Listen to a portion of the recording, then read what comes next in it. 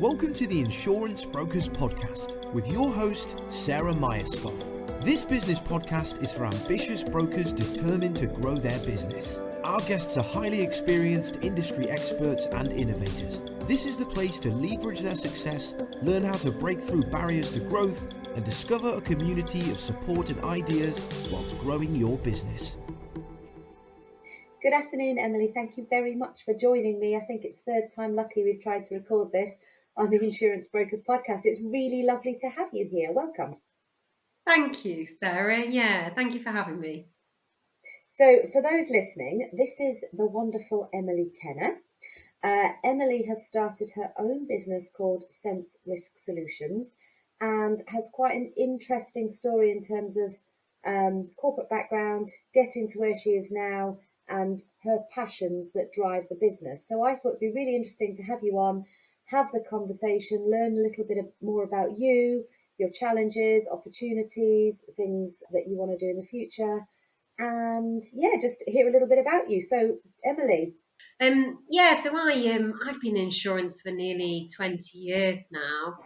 I started out as a graduate trainee all those years ago for Zurich at the time, and quickly decided I wanted to go into broking, actually. Yeah, I enjoyed working with the clients, and that was really where I found my strength.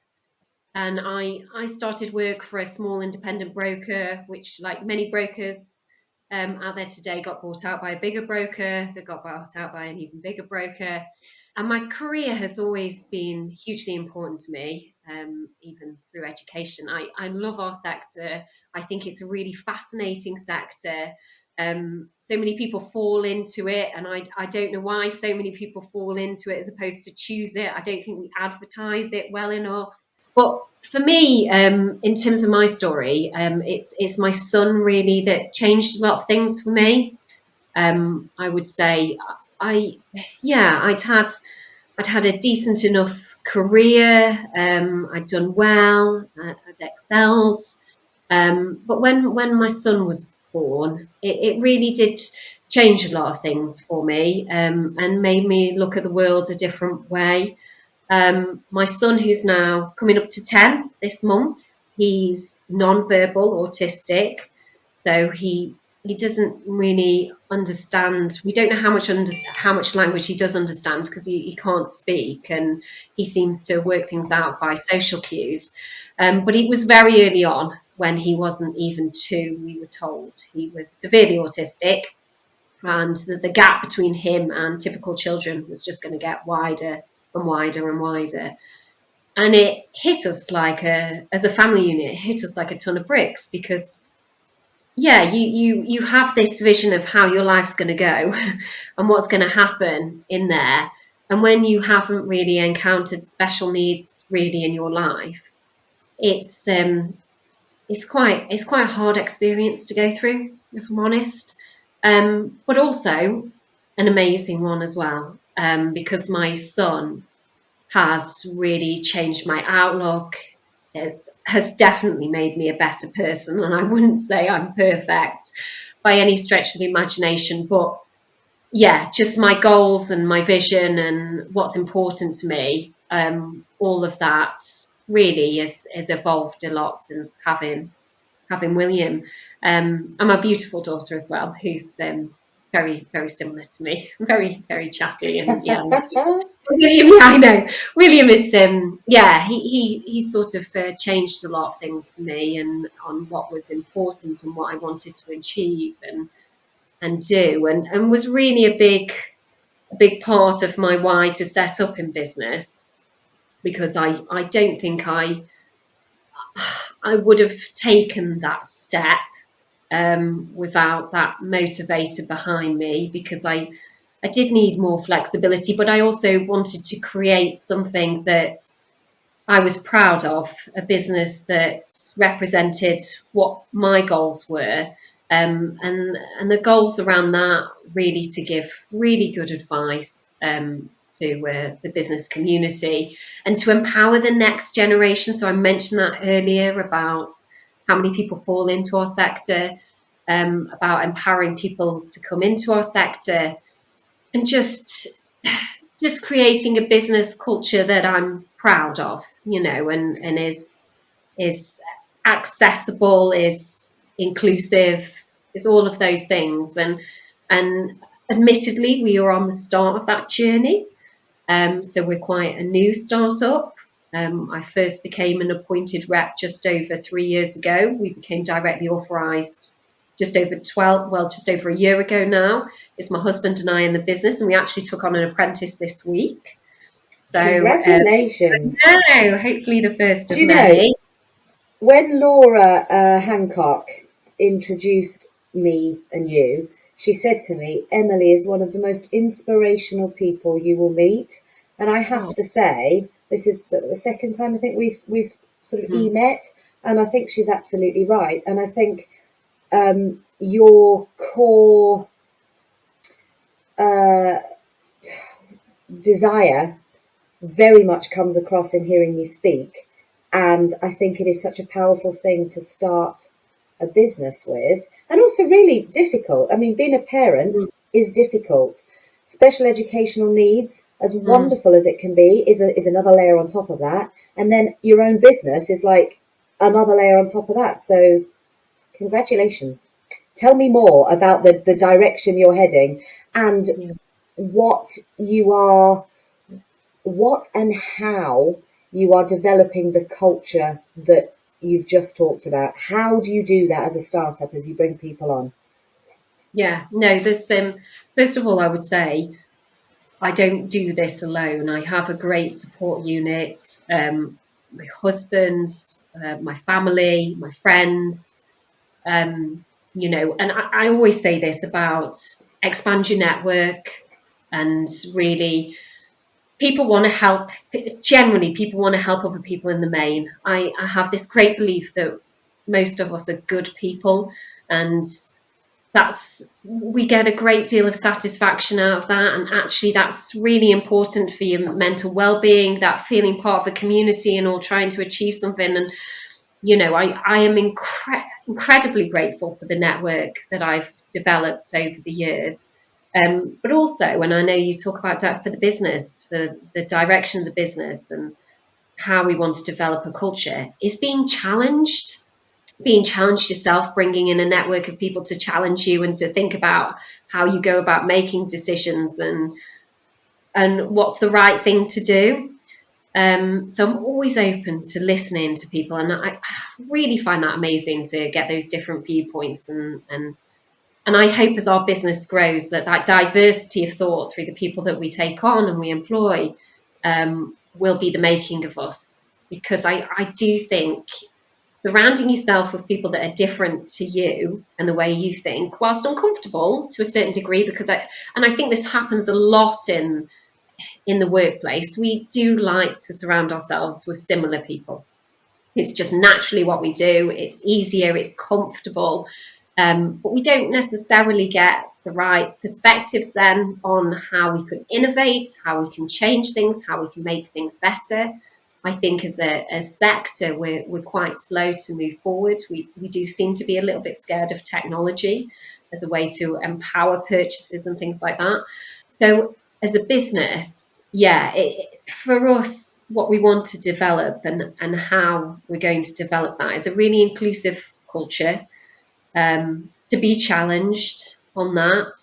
I certainly want to be challenged and bring people in who challenge my thought processes and make it that inclusive environment that I want it to be, but a happy environment, one that there's so many things that I don't think are necessarily right.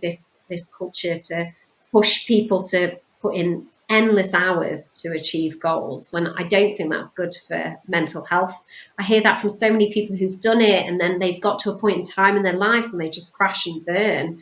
I think, yes, you've got to invest in your work-life balance, and that's really important. And as a company, I think you'll generally reap the rewards.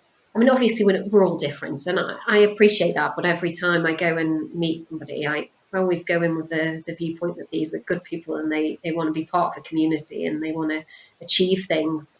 I have a question for you, and that is, the idea of work-life balance and developing a culture within a company where employees have that work-life balance, have the open structure to be able to communicate with ideas or problems, it's a wonderful utopia, if I might use that Mm, word. mm. How do Yes. you, as the business owner and mum, manage Mm. that for yourself?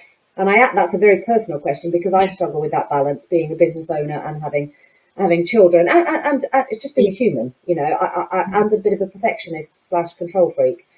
That working every hour might be manageable with strict routines, but the thinking every hour about the work or the issue or the next meeting or whatever is very difficult. And I think that's the most detrimental part of this. How do you manage it? I would say one. So yeah, this it's an interesting question. I say we're growing as a business, but we're not growing exponentially like some businesses that I see. But then at the same time, I'm wary about that too. That you're so desperate to grow as quickly as possible that you kind of lose control of what's happening in that organisation. So whilst within your own organisation, so whilst we're growing, we're not growing super fast because it is that balance, and I'm very wary of that. And whilst I have a goal like everybody else does, and a big goal at that, it might take us a bit longer to get there than other people would do because they're putting in endless hours. Because I have got a family, and my mental health is really important to me. I know I need to be strong, so I run a lot.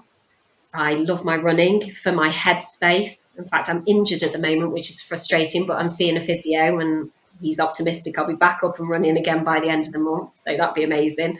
But I run marathons and I love that, just that headspace for me. And I don't know why, and I've always said this, and I say this about my son. Everybody seems to be on this race to get there as quickly as possible, and at all costs. And I don't understand because it's like a marathon to me. I'm not doing a sprint here. I'm doing a marathon. I'm going to keep a steady pace going. We're going to get to that. We're going to get to that goal. And it might not be as fast as other people, but it's at the right pace for us as a family unit and for us all. And I'm very lucky. I love what I do. So I don't often see it as a chore, but you're right. There's those other commitments. And I think it's being mindful of that and not feeling like a failure because other people are going faster than you. You're on your own race. And that's the same as a marathon. There'll be people that are faster, there'll be people that are slower. You're doing your own race and you've got your own goal. And that's I really how we work it. I think you're 100% right, and I love the analogy with a marathon. I've also run marathons, but very, very slowly and not particularly well. And I've come away from all of them going, oh, I didn't do that well enough, fast enough, whatever. So this is kind of the mental trajectory that I'm on at the moment, is learning to do it my way and be okay with that. My question is, and this is a relatively personal question, what's the top lesson that your son has taught you that you've been able to bring into your business that you think has been quite pivotal? That people think differently to me, that people can be very, that I honestly, when I think back to me prior to having him, I was very much that mentality of everybody should be working really hard. I took on that corporate identity. I put in all hours. I was very committed. And I still love what I do, but it was it was something I threw myself at, and I didn't understand other people necessarily. I felt like if you wanted to get on, this is how you should be.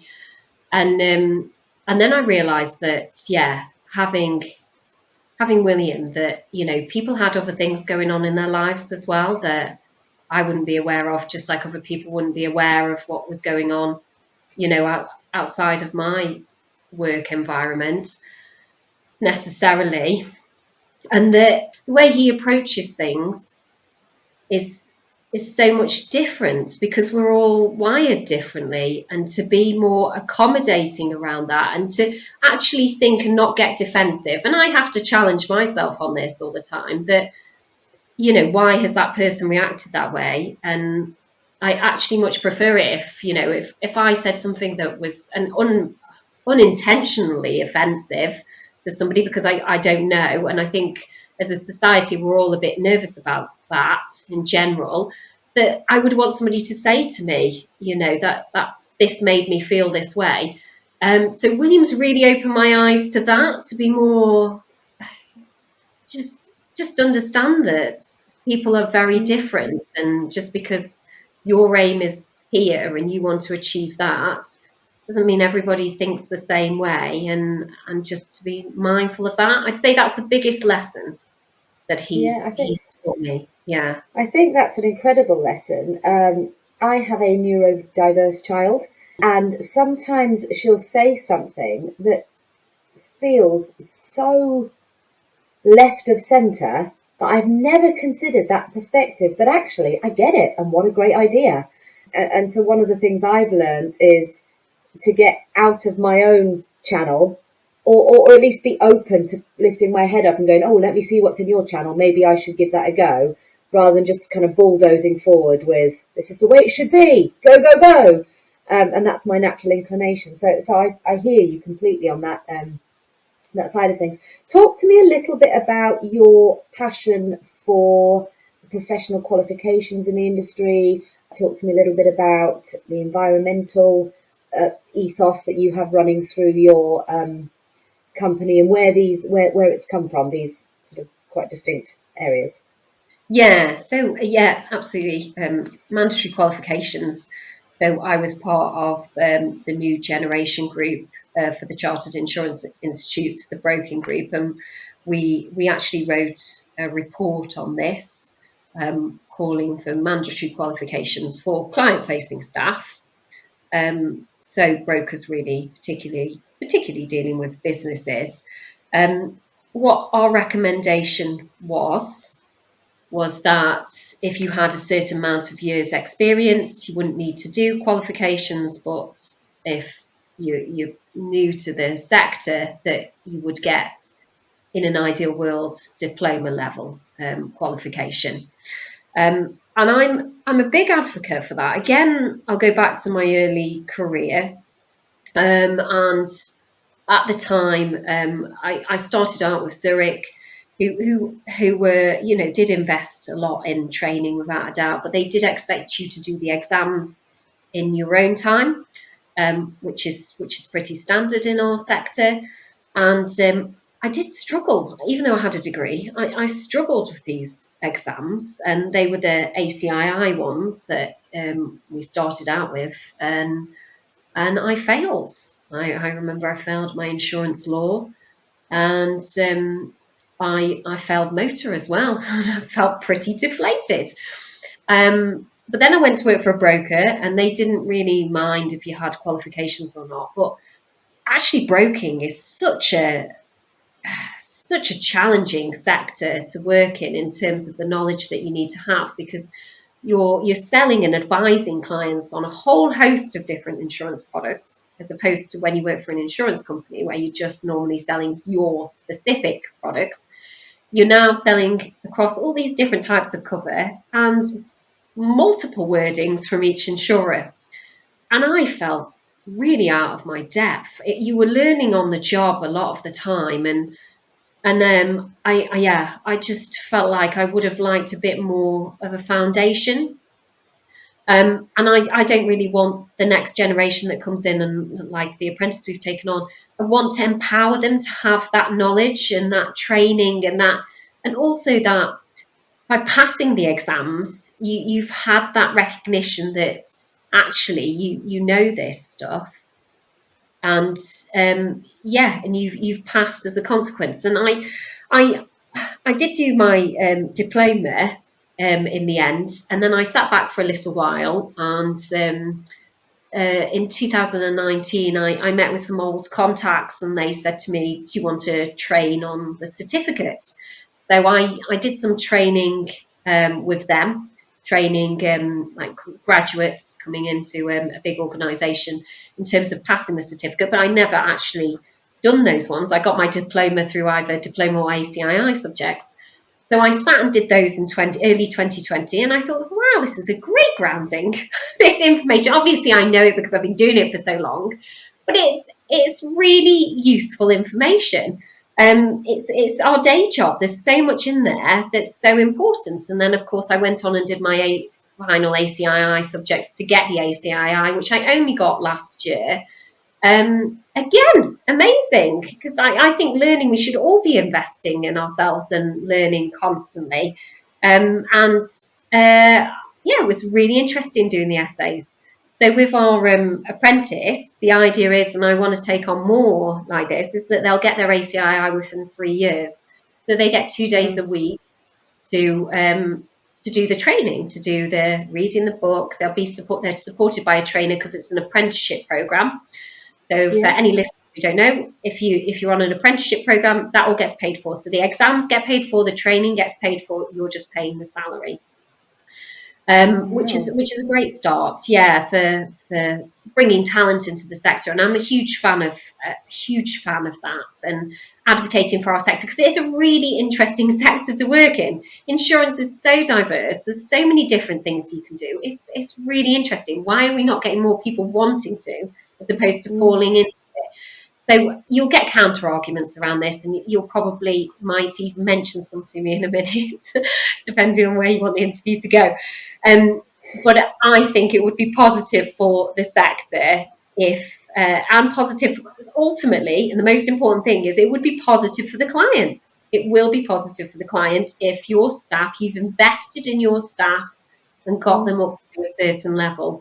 And nobody gets experience overnight. That doesn't happen. So how do we empower the next generation? No, I completely agree with you. So my background before, a different lifestyle, a different lifetime, was legal. So I trained as a lawyer, and I worked as a lawyer for the first part of my career. And actually, earlier this week, I was in Manchester with an insurer hosting their internal comms, which was their legal team talking to the wider insurance group about particular things they're doing. And I was absolutely fascinated at the crossover and the link between law and insurance in many, many areas. And yet the qualification structure is very, very different. And I've heard the rhetoric, I'm sure you have, many, many times about bringing insurance in line with the legal profession in terms of mandatory qualifications, etc. And I have to say, I think particularly with the complex sort of business insurance, it's really, really important and interesting that it isn't mandatory. I've seen a few areas where it's gone wrong because of that, and I find it fascinating. And I sit on the Cambridge CII and have done a few stuff with the wider CII around this topic. So yeah, I think it's fascinating, really fascinating. Oh yeah, and I do think it would be a benefit for the client and a benefit for our sector as a whole if you're going to empower your staff to really understand what they're selling and to delve into, what does certain things mean, because it is complex, and I would love to see in my lifetime that change as it has done on the financial advisory side. I think that really sort of brought that sector up, and you see so many more people want to go into that sector because it's seen as a profession, and we are, without a shadow of a doubt, a profession. And yeah, we should really be advising our clients around all their risks, and insurance is just a risk transfer mechanism. But I do see us as more risk advisors, and insurance is a way to transfer risk. So mandatory qualifications is I just think it's a real good way to test knowledge and to feel empowered yourself when you've had your knowledge tested, you've passed those exams, and you've got that foundation. Experience then adds to that. And experience, we all know experience is brilliant, but it doesn't happen overnight. It's one of those things you've got to work on over time. And I wish that if I go back, I wish that I'd been empowered to invest in myself more. And because at the time when I was doing my qualifications for surrogate outside of my working day, I'd moved to a new city. I wanted to make friends. All of those things were happening outside of my work. There was a hard balance to do. And I think we need to empower people within the working day. And I don't think that's impossible. I think the apprentice route sounds like a really, really interesting thing for employers out there to look into. And just quickly going back to the diploma, the insurance law I loved, given my background, but it was the finances one, the economics one that I really hated doing. But thankfully, it's done. So talk to me about the environmental piece. So I know this is something that you're very passionate about. I know there are lots and lots of initiatives within the workplace towards environmental, towards being more environmental. What is it you guys are doing, and what do you think about the wider industry and their support of this? Yeah, I think this is a really important piece. We are small at the moment, so for us, it's easier to be more environmentally conscious and make better decisions. But yeah, I certainly would like to see the bigger organisations commit to it, and I have seen some. Certainly, there's been some insurers, without naming people, that I've seen that are doing amazing things around their environmental social governance piece, so the ESG piece.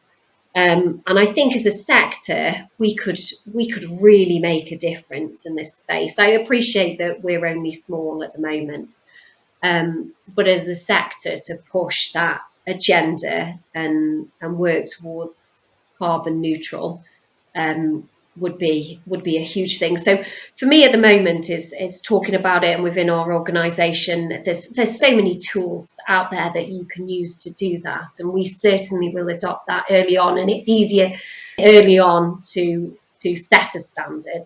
I appreciate it's harder for those bigger organisations that have done things a certain way for so long. But I certainly want to get more involved in making sure that that's on the agenda as a sector. So when I talk about things, yes, we want to grow our business and we want to set an example and do things the way we think things should be done.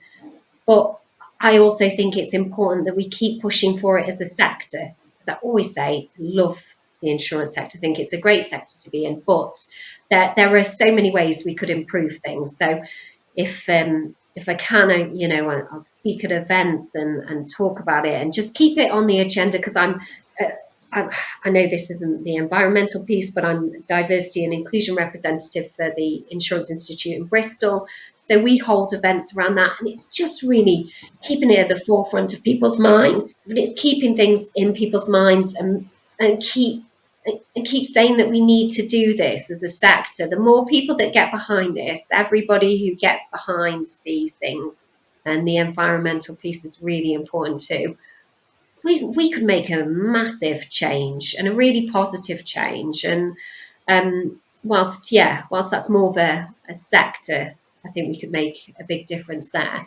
It's certainly, it's certainly on our agenda and how we go about that. Even as a household, it's little things that you make a difference on. And I never think, I always say this, I never think anything's too small. I think you can always make changes and feel proud of yourself for that. So yeah. I must say, you're a very inspiring person to speak to. Just the drive you've got and the passions you have, and it's really lovely to see. I love what you've just said about nothing's too small, because I'm an all or nothing. So if it's not huge, then it doesn't make a difference, or it's not worth it, or blah, blah, blah. And one of the things I'm trying to do is just, bit by bit by bit, make small changes, which obviously add up to bigger ones. And I'm not just talking about work, I'm talking about life, I'm talking about everything. So it's really inspiring to listen to you talk about it. I suppose what I want to know before we finish off is what's next for you for Sense Risk. What are you doing? What do we expect from you in the next 5 years? What are your aims? Yeah, no, well, we have got big goals. I'd we'd invest more in apprenticeships. I'm also trying to look at ways to make the purchase of insurance more accessible, easier, because if we were all honest, for certainly the smaller business owner, it is too complex at the moment. So that's another passion of mine. I do think we need to change things. How we do that is yeah, it's something that we still need to progress and develop and see how we do it. But I don't think anything's impossible. And I think there are certainly ways that we can make our sector, much better for the clients in terms of less complex, more accessible, easier to understand. There's so much we can do, and I hope our business will innovate and will be part of that innovative processes. I'm sure there'll be other businesses pushing for positive outcomes for clients, and how we do things and how we've always done things might not necessarily be the future. And so within our business, whilst it's always about giving the right advice and empowering staff to do that, as we bring on apprentices and train them up and get them that good base knowledge and really invest in them. Yeah, it's also how can we be more innovative? So I don't know, because I do always say this: life is a bit of a rocky road, and it never goes straight how you plan it. And you might have that vision, and you might encounter a few boulders on the way, but I think it's always keeping that vision in mind, always keeping what you're doing it for in mind. And I always say that I set up this business to create something better, something I was proud of, to advocate for those things that I think is important to make a difference. And if you think about what motivates you in your life, yes, I want to be successful like everybody does, but actually success for me looks like positive outcomes for people and seeing people's lives change and then make a difference. And like I mentioned earlier on, that community, and anybody listening today, do never underestimate your community, and surrounding yourself with amazing people, of which there are many, is hugely inspiring. And